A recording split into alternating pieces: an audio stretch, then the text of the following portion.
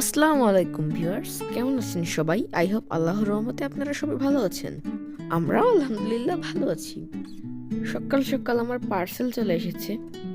আমি আমার সাইকেলের জন্য দারাজ থেকে কিছু এক্সেসরিজ অর্ডার করেছিলাম, সেগুলোই আজ আপনাদের সঙ্গে শেয়ার করব এবং পণ্যগুলোর কোয়ালিটি কেমন ছিল সেটাও আপনাদের জানাবো। সাধারণত আমরা একটা জিনিস কিনলে সেটি টাকার সঙ্গে মালের কোয়ালিটি তুলনা করি। তো আমি মাঝে মাঝেই দারাজ থেকে কিছু জিনিস অর্ডার করি। মাঝে মাঝে পণ্যগুলো ভালো হয় এবং অনেক সময় আছে পণ্যগুলোর কোয়ালিটি খারাপ হয়। তো দেখতে পাচ্ছেন এখানে আমি আনবক্সিং করছি কিছু জিনিস। দারাজ থেকে আমি 3জন সেলারকে 3টি প্যাকেট অর্ডার দিয়েছিলাম। তো আলহামদুলিল্লাহ আমার 2টি অর্ডার ভালো ছিল এবং একটি একটু নর্মাল হয়েছে। তো আমি মাল কেনার পরে অন্য একটি দোকানে গিয়ে দেখেছি যে পণ্যগুলো দাম একটু বেশি নিয়েছে।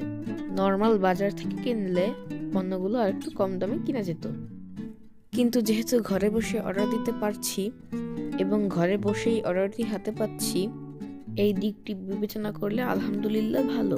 কারণ আমরা মুফাসসাল এলাকায় বসবাস করি, যার কারণে সবসময় সবকিছু পাওয়া যায় না মনের মতো জিনিস। তাই দারাজেই বাধ্য হয়ে অর্ডার দিতে হয়। তো সাইকেলটিতে সব মালামাল সেট করে আমি চলে গিয়েছিলাম একটু বৃক্ষরোপণ করতে।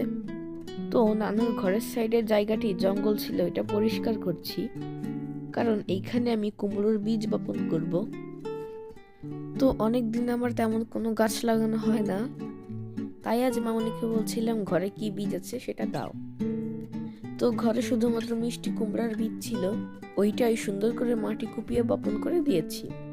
তো যারা আমার ভিডিওর এই পর্যায়ে চলে এসেছেন তারা প্লিজ আমার ভিডিওটিতে একটি লাইক দিয়ে আমার ভিডিওটি কন্টিনিউ করবেন। আর যারা করেছেন তাদেরকে অসংখ্য ধন্যবাদ।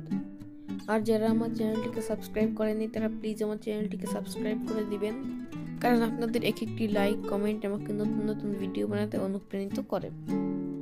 তো প্রচণ্ড শীত পড়েছে, সবাই সাবধানে থাকবেন, বিশেষ করে বাচ্চারা এবং বয়স্ক লোকেরা।